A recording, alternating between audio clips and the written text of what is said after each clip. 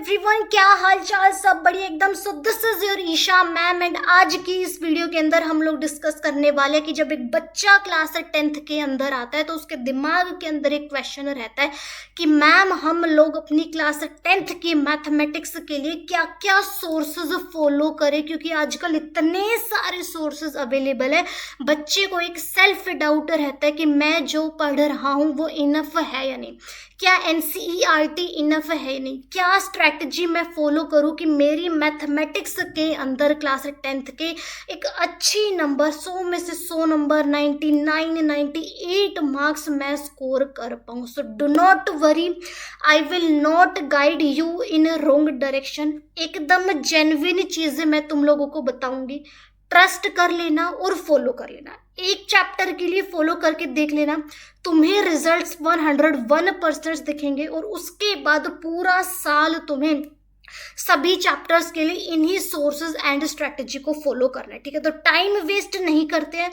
कुछ स्टेप्स मैं तुम लोगों को बताने वाली हूँ, उनके अंदर तुम्हारे सोर्सेज भी कवर हो जाएंगे, स्ट्रैटेजी भी कवर हो जाएगी, एनसीईआरटी से रिलेटेड भी तुम्हारे डाउट्स क्लियर हो जाएंगे। सो स्टार्ट करते हैं, टाइम वेस्ट नहीं करते हैं। बहुत इंपॉर्टेंट हमारी ये वीडियो होने वाली है। ठीक है, तो सबसे पहला and the most important step तुम्हारा आता है ये, this is your first and the most important step. ठीक है, बहुत इंपॉर्टेंट स्टेप है, वो है तुम्हारा टीचर फोकस एंड फॉलो। इसका मतलब है तुम जिस भी टीचर से पढ़ना प्रेफर करते हो, जिस भी टीचर का तुम्हें समझ आता है, बस मेक श्योर करना कि वो टीचर तुम्हें अच्छा कंटेंट प्रोवाइड कर रहा हो। वो टीचर अपने क्लास टाइमिंग के अंदर अपने लेक्चर के दौरान तुम्हें जो भी पढ़ा रहा है, तुम्हें उस लेक्चर को बहुत बारीकी से समझना है। This is your first and the most important step. Teacher तुम्हें जो भी क्लास टाइमिंग के अंदर पढ़ा रहा है, तुम्हें उसको एकदम फोकस्ड तरीके से समझना है। टीचर जो भी होमवर्क के लिए दे रहा है, चाहे एक क्वेश्चन दिया हो चाहे 2 क्वेश्चन दिए हो, तुम्हें वो होमवर्क एट एनी कॉस्ट करना है। टीचर ने बोला है कल टेस्ट है तो तुम्हें आज पढ़ के जाना है, यानी लेक्चर को अच्छे से समझना, अपने पॉइंट्स लिखते जाना, लेक्चर के दौरान जो भी क्वेश्चन हो रहे हैं चीज़ों को एनालाइज करना कि हमारे जो टीचर है वो किस अप्रोच के साथ हमें पढ़ा रहे हैं, किस अप्रोच को यूज कर रहा है क्वेश्चन को सोल्व करने में, ये सारी चीजें एनालाइज करनी है। ठीक है, और उस टीचर को तुम्हें फॉलो करना है। This is your the first important step and बहुत इंपॉर्टेंट स्टेप है ये, बहुत ही ज़्यादा इंपॉर्टेंट स्टेप। अपने लेक्चर को अच्छे से देखना, अपने नोट्स बनाना, अपने क्वेश्चंस को एनालाइज करना और अपने टीचर ने जो होमवर्क दिया है, टीचर जो भी कुछ बोल रहा है उसको फॉलो करना। ठीक है, इतनी बात क्लियर है तुम्हारी। बहुत इंपॉर्टेंट स्टेप है, बच्चे यहीं पर ही गलती कर जाते हैं, तुम्हें यहाँ पर गलती नहीं करनी है। तुम्हारा मोस्ट इंपॉर्टेंट स्टेप लेक्चर को अच्छे से देखना और टीचर को फॉलो करना। ठीक है, अपने नोट्स बनाना, क्वेश्चंस को एनालाइज करना। ठीक है, ये तुम्हारा फर्स्ट स्टेप है। अब सेकंड स्टेप है बेटा जी, तुम्हारा आता है सेल्फ स्टडी करने का टाइम। सेकंड तुम्हारा आता है सेल्फ स्टडी करने का टाइम। तुम लोगों ने अपने लेक्चर को अच्छे से देख लिया, अपने क्लास के अंदर सारी चीज़ें अच्छे से तुमने समझ ली। अब तुम्हारा काम है सेल्फ स्टडी करने का। ठीक है, अब तुम सेल्फ स्टडी करने बैठे तो जो भी तुमने लेक्चर के दौरान पढ़ा है 10 से 15 मिनट लेके अपनी कैपेबिलिटी के अकॉर्डिंग उनको रिवाइज करो, अपने लेक्चर को कि तुमने क्या क्या आज लेक्चर के अंदर पढ़ा। अपने नोट्स को रिवाइज करो, जो क्वेश्चंस लेक्चर के अंदर टीचर ने कराए थे उन क्वेश्चंस को देखो कि हाँ टीचर ने आज ये क्वेश्चन इस अप्रोच के साथ कराए थे, तो अपने दिमाग के अंदर समरी क्रिएट करो। This is your second step. बहुत इंपॉर्टेंट है अपने लेक्चर को रिवाइज करना, बहुत ही ज़्यादा इंपॉर्टेंट। ठीक है, ये काम तुमने 10 से 15 मिनट के अंदर कर लिया कि टीचर ने क्लास के अंदर जो पढ़ाया था मैंने रिवाइज कर लिया, टीचर ने क्लास के अंदर जो क्वेश्चंस कराए थे मैंने उनको एनालाइज कर लिया कि हाँ टीचर ने इन कॉन्सेप्ट्स का यूज किया है क्वेश्चंस कराने के अंदर, ये अप्रोच का यूज किया है, इस डायरेक्शन के अंदर टीचर ने हमें सोचना सिखाए। This is your second step. Believe me यार, trust me, I will not guide you in wrong direction. ये जो मैं तुम्हें स्टेप्स बता रही हूँ, जो मैं तुम्हें सोर्सेज स्ट्रैटेजी बता रही हूँ ना, एक चैप्टर के लिए फॉलो कर लेना, केवल एक चैप्टर के लिए तुम्हें रिजल्ट्स दिखेंगे, और उसके बाद सभी चैप्टर्स के लिए तुम्हें यही फॉलो करना है। सो this is your second step. अब बेटा जी बारी आती है तुम्हारे थर्ड स्टेप की। अब तुम लोगों ने अपनी सेल्फ स्टडी का जो 10 से 15 मिनट वाला पार्ट था, वो नोट्स वगैरह अपने रिवाइज कर लिए। अब तुम्हारा काम आता है NCERT। टीचर ने क्लास के अंदर जो कुछ भी पढ़ाया है उससे रिलेटेड तुम्हारी NCERT के अंदर जो भी एक्सरसाइज है, जितने भी क्वेश्चंस है, जितने भी एग्जाम्पल्स है, जो भी थ्योरी गिवन है, खुद का दिमाग लगा के उन क्वेश्चंस को, उन एग्जाम्पल्स को तुम्हें खुद का दिमाग लगा के सोल्व करना है अपनी NCERT को। अपनी NCERT को बिल्कुल नहीं छोड़ना है। NCERT is very very very important. तो NCERT को खुद का दिमाग लगा के तुम लोगों को सोल्व करना है। बिलीव मी, ट्रस्ट मी, मैं तुम्हें गलत डायरेक्शन के अंदर गाइड नहीं करूंगी, ठीक है। सबसे पहला काम लेक्चर, दूसरा काम अब मैम हम सेल्फ स्टडी करने बैठ गए, 10 से 15 मिनट हमने रिवाइज कर लिया टीचर ने जो क्लास के अंदर पढ़ाया था। अब मैम हम लोग अपनी NCERT को खुद के दिमाग से सोल्व करेंगे। अगर कोई क्वेश्चन गलत हो रहा है तो घबराना नहीं है, it is very very very normal. Analyse करो कि तुमने कहाँ पर गलती करी, किस कॉन्सेप्ट में तुमने गलती करी, ताकि आगे से वो गलती ना हो, ठीक है। उस पर डबल स्टार लगा लेना उस कॉन्सेप्ट पर, ताकि अगली बार जब तुम रिवाइज करो तो तुम्हें ध्यान रहे, ठीक है। तो ये तुम्हारा तीसरा स्टेप है NCERT करने का, ठीक है। अब बारी आती है तुम्हारे फोर्थ स्टेप की, ठीक है। फोर्थ स्टेप के अंदर बेटा जी क्या करना है। अब मान लो तुम्हारा एक चैप्टर कंप्लीट हो गया, टीचर तुम्हें रियल नंबर चैप्टर पढ़ा रहा था।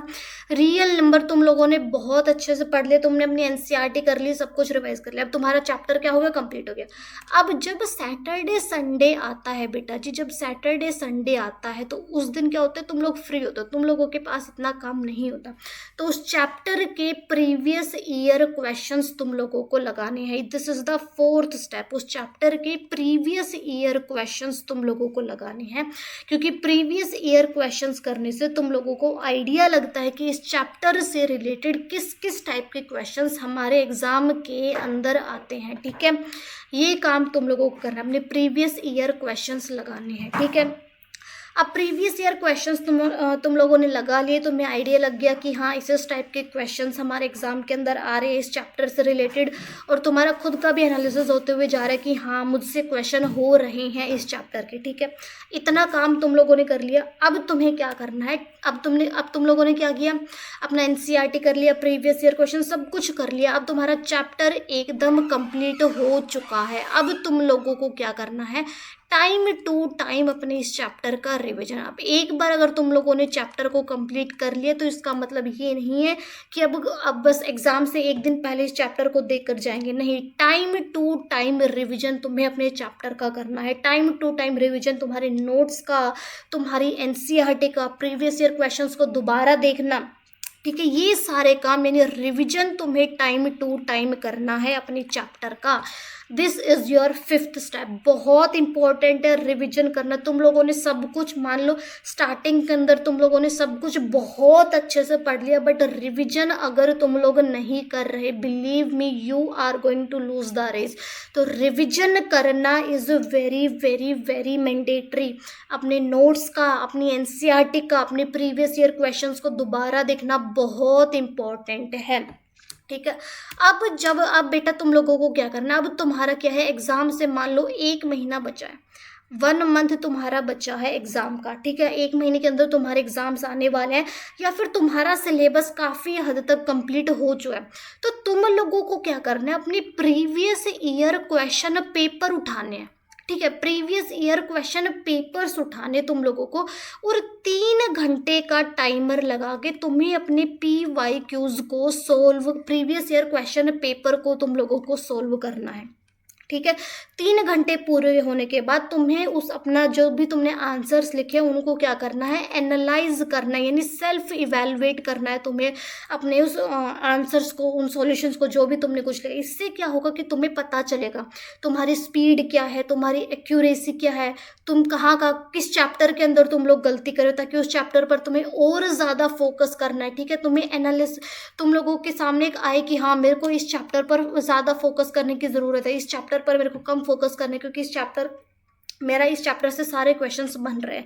और तुम्हें जो आंसर आता है तुम्हें उसको अच्छे से रिप्रेजेंट करके आना है अपनी आंसर शीट के अंदर। ठीक है, क्योंकि वो प्रेजेंटेशन बहुत मैटर करता है। ठीक है, बट स्पीड का भी तुम लोगों को ध्यान रखना है। तो ये सारी चीज़ें बेटा जब तुम लोग एक क्वेश्चन पेपर को 3 घंटे का टाइमर लगा के सोल्व करोगे ना, तब तुम्हें समझ आएगी कि हाँ मेरा 3 घंटे के अंदर क्वेश्चन पेपर कंप्लीट हो रहा है। यानी तो जब तुम्हारे एग्जाम के अंदर 1 महीना बचे ना, तो अपने प्रीवियस ईयर क्वेश्चन पेपर उठाना, 3 घंटे का टाइमर लगा के वीक के अंदर एक बार तुम लोग इसको सॉल्व कर लेना, तुम्हारा मैथ्स बहुत अच्छा हो जाएगा। ठीक है, अब देखो ये सारी चीज़ें तुम लोगों ने कर ली। अब एक बच्चा है जिसको और क्वेश्चन करने हैं। इस प्रीवियस ईयर क्वेश्चन पेपर से पहले हमने रिवीजन किया था, रिवीजन से पहले PYQs किया था। अब एक बच्चा है जिसको और क्वेश्चंस करने हैं, और क्वेश्चंस करने, जिसको चाहिए कि और क्वेश्चन दो हमें और अच्छे लेवल के। तो एक बुक है बेटा जी, RD शर्मा की बुक बेटा जी आप लोग फॉलो कर सकते हो। और इसके अंदर आपको सारे क्वेश्चंस नहीं लगाने, क्योंकि बहुत सारे क्वेश्चंस बुक के अंदर है।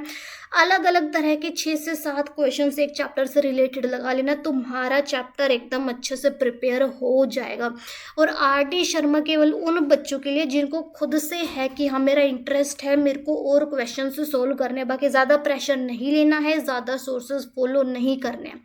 तो ये सारे सोर्सेज, ये सारी स्ट्रैटेजी तुम लोगों को फॉलो करनी है। That's it. अगर तुम लोगों ने इतना कर लिया, सबसे पहले अपने लेक्चर को अच्छे से देखा, देन उनको रिवाइज किया, देन NCERT खुद से करी, प्रीवियस ईयर क्वेश्चंस किए, टाइम टू टाइम रिवीजन किया, एग्जाम से 1 महीना पहले अपने क्वेश्चन पेपर को सोल्व किया, ये सारी चीज़ें। एंड RD शर्मा मैं ये नहीं बोल रही हूँ मैंडेटरी है, मैंडेटरी नहीं है, केवल उन बच्चों के लिए जिनका इंटरेस्ट है, जिनको क्वेश्चन खुद से सॉल्व करने हैं, केवल उन बच्चों के लिए RD शर्मा। बाकी ये सारी चीज़ें अगर तुम लोगों ने पूरा साल एकदम डिसिप्लिन्ड वे में किया है, बिलीव मी, ट्रस्ट मी, तुम्हारा मैथ्स बहुत अच्छा हो जाएगा। तुम्हारे मैथ्स के अंदर बहुत अच्छे मार्क्स तुम्हारे आ सकते हैं। Believe me, trust me, I will not guide you in wrong direction. So that's it for this video. इसके अंदर तुम्हारे सोर्सेज भी कवर हो गए, तुम्हारा NCERT अगर तुम केवल NCERT पर फोकस करो वो इनफ नहीं है। NCERT के साथ साथ तुम्हारे प्रीवियस ईयर क्वेश्चंस करना, ये चीज़ तुम्हारी इनफ है। ठीक है, so these are the sources and strategy you need to follow and believe me, trust me, बहुत जेन्युइन चीज़ें मैंने तुम लोगों को बताई है। कोई मल्टीपल सोर्सेज तुम लोगों को करने की ज़रूरत नहीं है। ठीक है, मिनिमम सोर्सेज रखो, लेकिन टाइम टू टाइम उनका रिवीजन करो और उनको अच्छे से करके जाओ। तुम्हारा एग्ज़ाम बहुत अच्छा जाएगा। तुम्हारे 100 on 100 आ सकते हैं, 99 98 आराम से तुम्हारे आ सकते हैं। So that's it for this video. ठीक है, बाय बाय। अपनी पढ़ाई अच्छे से करिए। All the very best. Okay, bye bye.